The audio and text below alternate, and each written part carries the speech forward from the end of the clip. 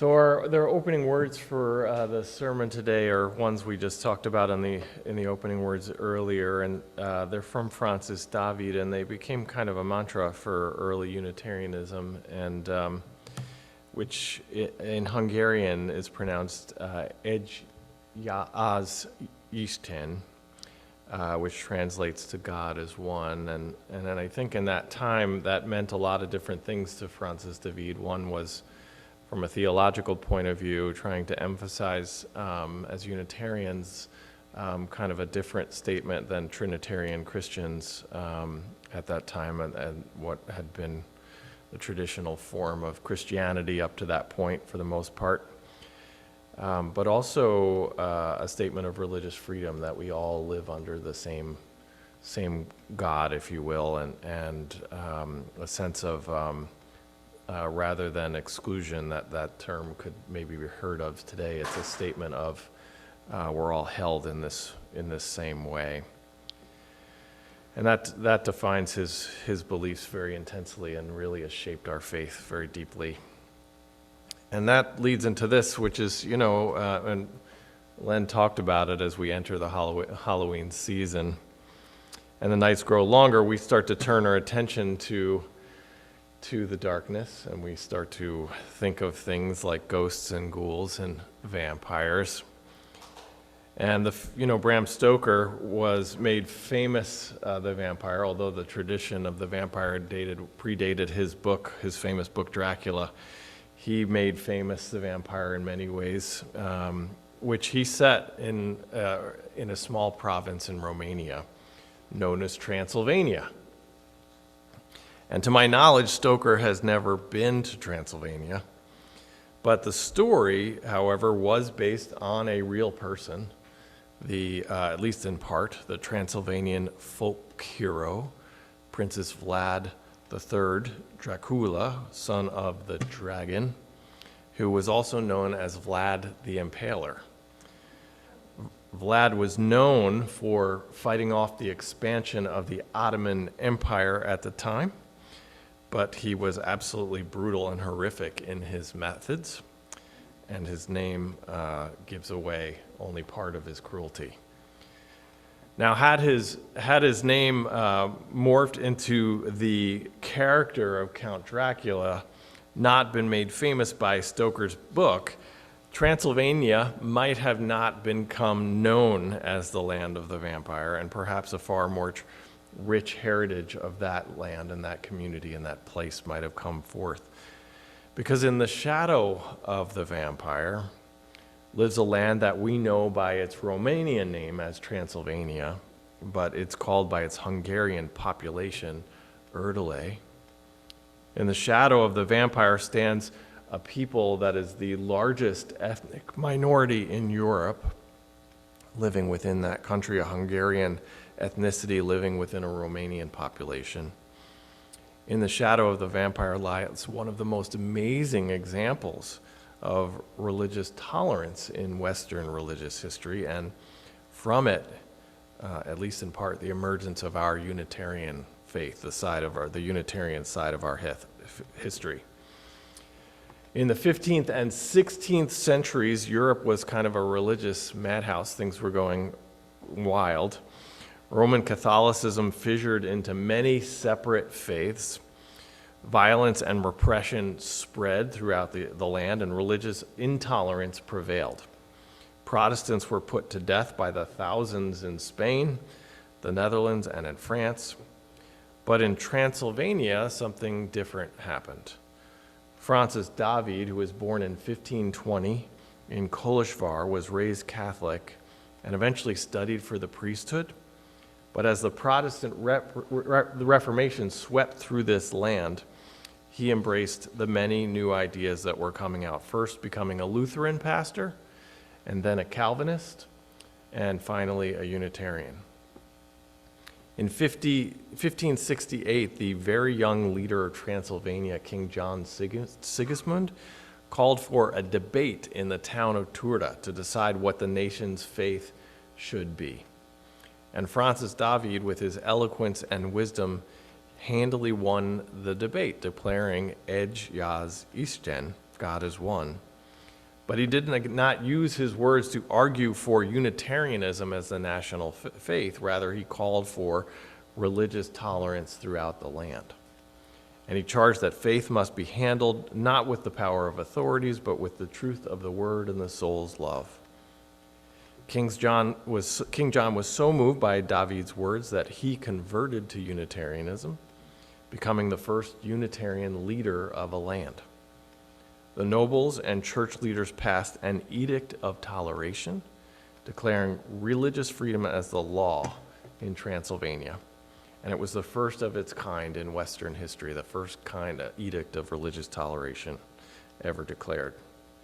David soon returned to his home of Kolishvar, and so overjoyed by the victory at Turda, he continued to preach before the people, famously standing on a large stone in the center of town. And it is said that in doing so, he converted all of Kolishvar on that day to Unitarianism. But it took only 3 years for these gentle winds to shift.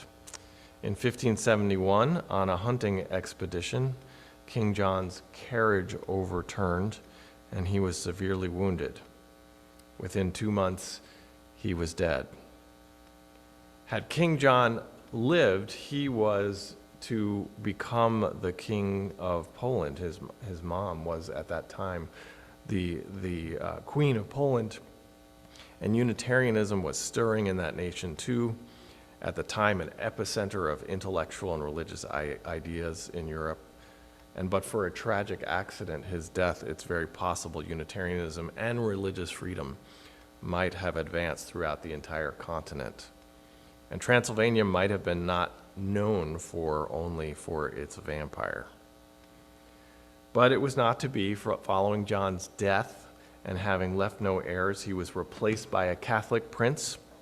This new prince imposed censorship, dismissed all Unitarians but for the physician from court positions, closed the Unitarian press, and issued a new law forbidding theological innovation. No more theological innovation. And the existing faiths could remain, but they could not alter the established beliefs. So what existed was allowed to continue, but they couldn't change what they believed. Francis David could not follow along with this, and he continued to explore and deepen his theology. In 1579, he was sentenced to life imprisonment in the dungeons of Deva. And due to poor health and horrible prison conditions, he died just 3 months later. Unitarianism continued, but under the handcuffs of non-innovation. At one point, the faith was the dominant religion in Transylvania. These earliest of the institutional Unitarians, some 100,000 today, are our religious ancestors. And brothers and sisters still live their faith of God as one in modern-day Romania. And as an ethnic and religious minority in a nationalist nation, Unitarianism has carried them through great oppression and hardship, through the many challenges of oppression within Romania. And, maybe 25 years ago now, it was quite a while ago, I was actually fortunate enough to visit Transylvania as part of a tour. I went there, and it was a really magical experience, and it was a unique tour because as we traveled through much of the country, we didn't travel through by traditional tour bus kind of thing, but we actually traveled on foot and train through most of the country, seeing the land as the people would see it. And I read a quote from another American Unitarian traveler to Transylvania, and from her trip she said she understood why Catholics had pilgrimages to Rome and Muslims to Mecca. It was a truly transformative experience for me, and pilgrimage really became this experience. So much of the trip was molded or shaped by the paradoxical relationships of oppression and freedom in this country, in this land and in this country. And our group visited the site where the Edict of Toleration of 1568 was signed and made into law. We actually went to the place in Turda to see it. And at the time when it happened, it was a Unitarian church. It's now Catholic. And on the wall in the narthex is a plaque honoring the signing of that edict so many years ago. Yet in this home of religious freedom, quite ironically, we could not enter as the sanctuary entrance was blocked by large black bars. And in the entrance hall of that church, our little band of pilgrims that all went together, the group of us that all went together, we sang, and we sang this song, Voice Still and Small. Voice still and small, deep inside all, I hear you call, singing. In storm and rain, sorrow and pain, still you'll remain, singing, calming my fears, quenching my tears, through all the years, singing. One of my colleagues, after we sang that song, shared how that even though we couldn't enter the sanctuary of that church because of those bars, the notes of our song flew beyond those bars, dancing in and out of that sanctuary among statue and pew and altar. We also on that trip visited the town of Bozadoi Falu, and the village is known for its profound religious tolerance. It was very unique in that it's a rural community and a very small community, but within that small community were 4 churches: Unitarian, Catholic, Orthodox, and a tradition called Sabbatarianism. And typically a small village like that only has 1 church, so for there to be 4 all living side by side was very unique. And yet, despite that uniqueness and diversity, these people got along very well together. They worked alongside one another. They were friends with each other day by day, year by year. But Ceausescu at the time flooded that, who was the authoritarian leader at the time, flooded that small village in his attempt to eliminate culture and religion and village life and strengthen his communist regime. And Bozoi Falu was a symbol of so much of what was possible, how religion can be healthy, how different cultures can get along, how villages can thrive. So he destroyed it. And today, the shoreline and the lake that covers the remains of Bozadoi Falu is a pilgrimage site for all of those who value compassion and justice and love above violence and cruelty. The village had been almost entirely covered by water at that point through the flooding, and so basically all was there was just a lake left, and remnants of the city or the village were buried deep underneath the water. And our group, we worshiped and sang at that site too, and I was asked to offer a closing song and prayer there, and we sang By the Waters of Babylon. By the waters of Babylon, we lay down and wept for thee, Zion. We remember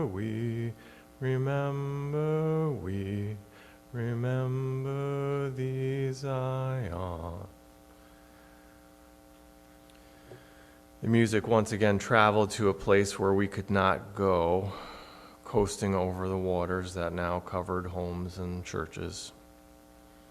And as we held hands and prayed, we spoke words of hope and love, of a love that wept with us and of a love that will triumph in the end. And then lastly, we traveled to Deva, the home of the dungeon that would serve as the living tomb for Francis David's last days. And in silence, to get up to that place, we hiked up this long, ambling trail that was circling the small mountain that held the fortress. The fortress is up on top of this small mountain.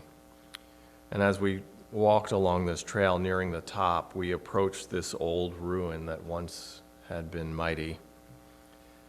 And the wildflowers had had their way with this place.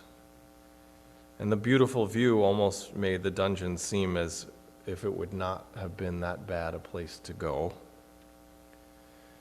Before me stood another set of iron bars, and behind them sat a large stone engraved with words honoring the life of Francis David. It was not his actual cell.